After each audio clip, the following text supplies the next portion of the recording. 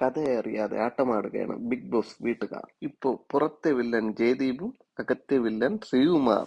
ശ്രീകുമാർ അവിടെ എന്താ കൺവേ ചെയ്യാൻ പോകുന്നതെന്ന് പോലും വീട്ടുകാരൊന്നും ശ്രദ്ധിക്കുന്നു പോലുമില്ല. ഇപ്പൊ ഇവിടെ കാണുന്നത് കൊറിയൻ മല്ലുവിന്റെ ഇൻസ്റ്റയിലിട്ട സ്റ്റോറീസ് ആണ്. അതായത് ആ മീറ്റിംഗിൽ അഭിഷേക് ശ്രീകുമാർ എന്തായാലും ഗേ കമ്മ്യൂണിറ്റിക്ക് ഫുൾ എതിരായിട്ട് പറയാനല്ല ശ്രമിച്ചത്.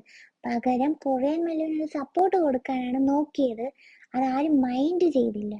ഇൻട്രോ ആയിട്ട് അഭിഷേക് ശ്രീകുമാർ പറയുന്നുണ്ട്, ഞാൻ ഫുൾ കമ്മ്യൂണിറ്റിക്കെതിരെ അല്ല പറയുന്നത്, പകരം സമൂഹത്തിൽ മാന്യമായിട്ട് ജീവിക്കുന്നവർക്കെതിരെ, അവരുടെ ഫാമിലി, അവരുടെ കുട്ടിയെ പറയുന്നവർക്കെതിരെയാണ് ഞാനിപ്പോ പറയുന്നത്.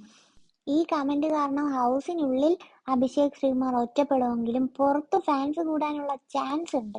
ആദ്യം വന്ന ദിവസം തന്നെ ചരിത്രത്തിൽ ആദ്യമായിട്ട് ഒരു മത്സരാർത്ഥിക്ക് ഫാൻ ബേസ് കൂടുന്നത് നമുക്ക് കാണാം. കുഞ്ഞു മക്കളെ പോലും പറയുന്ന അഭിഷേക് ജയദീപിനെ പോലെയുള്ളവരെ സപ്പോർട്ട് ചെയ്യരുതെന്നാണ് കൊറിയൻ മല്ലു പറയുന്നത്. അഭിഷേക് ശ്രീകുമാറിനെ സപ്പോർട്ട് ചെയ്തിട്ടുള്ള കമന്റ്സ് കാണാം. ശ്രീകുമാർ കളിച്ചത് വീട്ടിലുള്ള വാഴകൾക്ക് മനസ്സിലായില്ല, പക്ഷെ ഇന്ന് അതിന്റെ പിന്നിലുള്ള സത്യം ജനങ്ങൾ ഇപ്പോൾ തീർച്ചയായും അറിഞ്ഞു. His game is on. Korean Mallu എന്ന ആളെയും അയാളുടെ 4 വയസ്സുള്ള കൊച്ചിനെ വളരെ വളരെ മോശം പറഞ്ഞവനാണ് ജയദീപ്. ആ കമന്റ് കണ്ടാൽ ആരും ഇവനെ സപ്പോർട്ട് ചെയ്യില്ല. പക്ഷെ നമുക്ക് കാണാം, അഭിഷേക് ജയദീപ് ആണെങ്കിൽ ഇതിനെതിരെ ഒന്നും പ്രതികരിക്കുന്നില്ല. അഭിഷേക് ജയദീപിന് ഇതിന് റിപ്ലൈ കൊടുക്കുമോ എന്നും 2 അഭിഷേകുമാരുടെ അടിയും നമുക്കിനി കാത്തിരുന്ന് കാണാം.